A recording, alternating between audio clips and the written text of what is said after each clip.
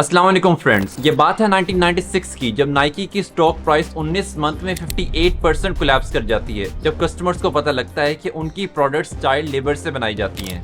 Nike and H&M are among major clothing retailers facing a backlash in China after expressing concern about allegations that Uyghurs are being used as forced labor in the production of cotton. इसी तरह 2022 में Nike ने Adidas पर trademark लोगो match होने का case file किया हुआ था, जो कि अब तक चल रहा है और इससे नाइकी के स्टॉक में $82 मिलियन का लॉस हो चुका है। नाइकी और एडिडास टॉप क्वालिटी ब्रांड्स तो हैं ही, लेकिन इसके पीछे इनके 60 साल हेट स्टोरी छुपी हुई है। दोनों ब्रांड्स की राइवलरी स्टोरी में न जाने कितने ज्यादा स्कैंडल्स और कितने बिलियन डॉलर्स का लॉस हो चुका है। तो यहाँ पे सवाल ये आता है कि इन दोनों ब्रांड्स की राइवलरी स्टोरी स्टार्ट कैसे हुई, कैसे ब्रांड्स एक दूसरे को नीचे करने के लिए बड़े बड़े सेलिब्रिटीज को ऑफर्स देते हैं, और इस स्टोरी में कौन कौन सी ऐसी डार्क कंट्रोवर्सी छुपी हुई हैं जो बहुत कम लोगों ने रिवील की हैं। तो जानते हैं इस वीडियो में। फ्रेंड्स, नाइकी 25 जनवरी 1964 में ब्लू रिबन स्पोर्ट्स के नाम से स्टार्ट किया गया था। इस ब्रांड को फिल नाइट और बिल बावरमैन ने 50-50 पार्टनरशिप पर स्टार्ट किया। फिल नाइट ने अपने स्टार्टिंग डेज में जापान का टूर किया और वहां पे उन्हें एक मशहूर ब्रांड जिसका नाम टाइगर था उससे ब्रांड डील की और उनसे यूएस में शूज एक्सपोर्ट करवाना शुरू किए। तो उसने वो शूज अपने कार की ट्रंक के अंदर बेचना शुरू किए, लेकिन बदकिस्मती से वो शूज ज्यादा सेल ना हो सके।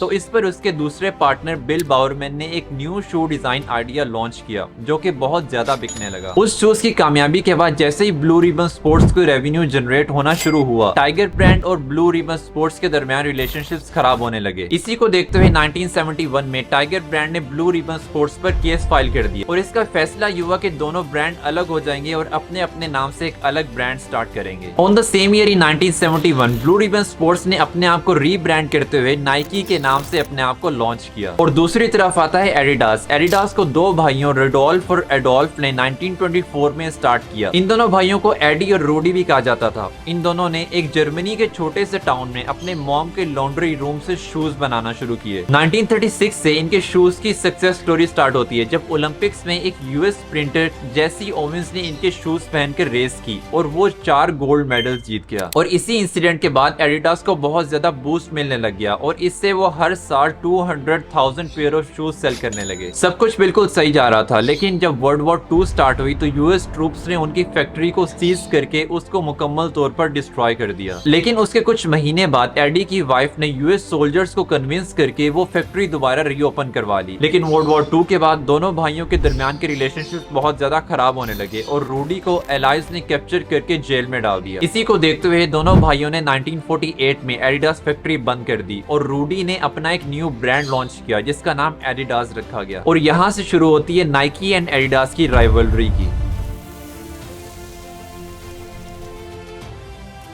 अब एडिडास ने जब नाइकी से 20 साल पहले अपना ब्रांड लॉन्च किया था तो उनकी मार्केट यूरोपियन कस्टमर्स थे, बट उसके बाद एडिडास को रियलाइज हुआ कि स्नीकर्स पहनने वाले ज्यादा कस्टमर्स नॉर्थ अमेरिका में हैं। तो उसी को देखते हुए उन्होंने अपनी कस्टमर मार्केट को नॉर्थ अमेरिका में शिफ्ट करने का सोच लिया। लेकिन एट दैट टाइम नाइकी पहले से ही अपनी मार्केट चूज कर चुका था और वो नॉर्थ अमेरिका में अपने कदम जमा चुका था। एडिडास ने जब रियलाइज किया कि नॉर्थ अमेरिका में तो नाइकी पहले से ही ज्यादातर स्नीकर मार्केट शेयर ले चुका है, तो उन्होंने नाइकी को अपना सबसे बड़ा राइवल मानना शुरू कर दिया। नाइकी ने उसके बाद एक न्यू शू कैटेगरी लॉन्च की जिसका नाम उन्होंने एस्टेक सोचा, लेकिन चूंकि एडिडास पहले से ही मार्केट में थी तो उनकी एक शू कैटेगरी का नाम एस्टेक गोल्ड पहले से ही था, जिस पर एडिडास ने नाइकी को स्यू करने की धमकी दे दी। इस इंसिडेंट के बाद नाइकी ने भी ये रियलाइज कर लिया कि उनका सबसे बड़ा राइवल एडिडास होने वाला है और उन्होंने उस नेम को छोड़कर नाइकी कोटेस के नाम से अपने शू लॉन्च किया। फ्रेंड्स, 1972 में लॉन्च के एक साल बाद ही नाइकी ने $800,000 की सेल रेवेन्यू जनरेट की, जो कि 100% ग्रोथ मानी जाती है। 1972 में एडिडास के लिए मुश्किलात और ज्यादा बढ़नी शुरू हो गई और नाइकी ने स्नीकर मार्केट को और ज्यादा ओवरकम करना शुरू कर दिया।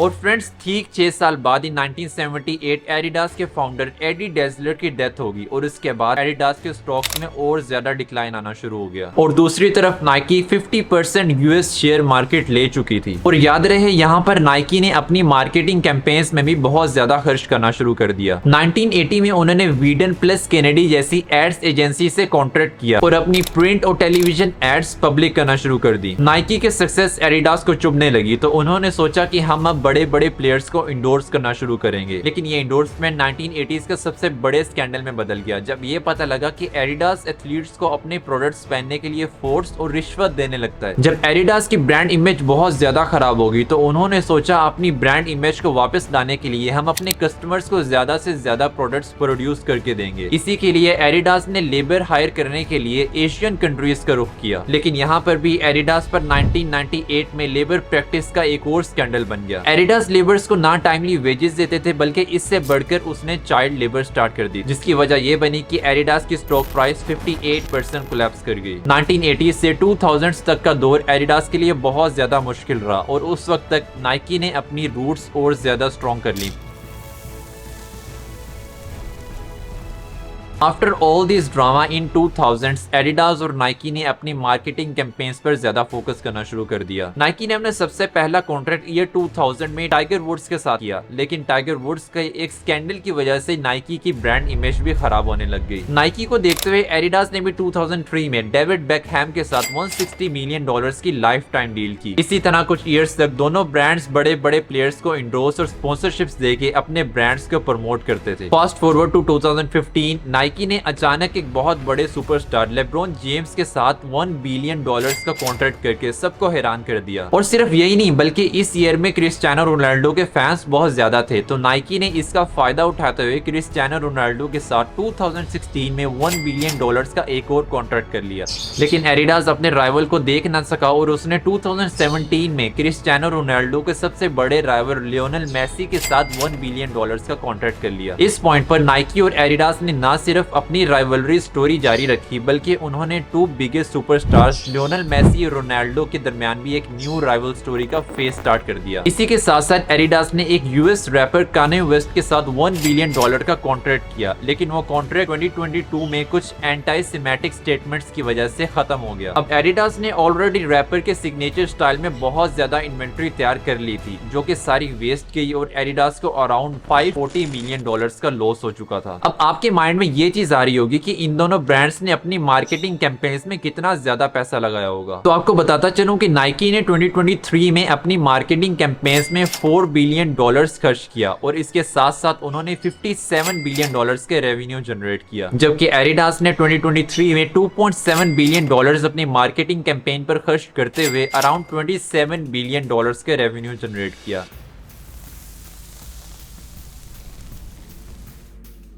तो फ्रेंड्स, दोनों ब्रांड्स एक दूसरे से आगे जाने के लिए बहुत बड़ी बड़ी स्पॉन्सरशिप्स और ब्रांड डील्स करने लगे। 2020 से 2023 तक दोनों ब्रांड्स पर बहुत ज्यादा स्कैंडल्स बने और इसमें इन्वायरमेंटल इम्पैक्ट, करप्शन और इसी तरह फाइनेंशियल मिस रिपोर्टिंग भी शामिल थी। अब इनकी राइवलरी स्टोरी यहाँ पर खत्म नहीं होती बल्कि रिसेंटली इन 2022 एडिडास ने नाइकी पर उनके ट्रेडमार्क लोगों की नकल करने पर एक केस फाइल किया हुआ। इस केस की हियरिंग इन प्रोग्रेस थी जब 29 मई 2024 में कोर्ट का फैसला आया जिसमें उन्होंने कहा कि नाइकी 3 स्ट्राइप्स लोगो यूज कर सकता है।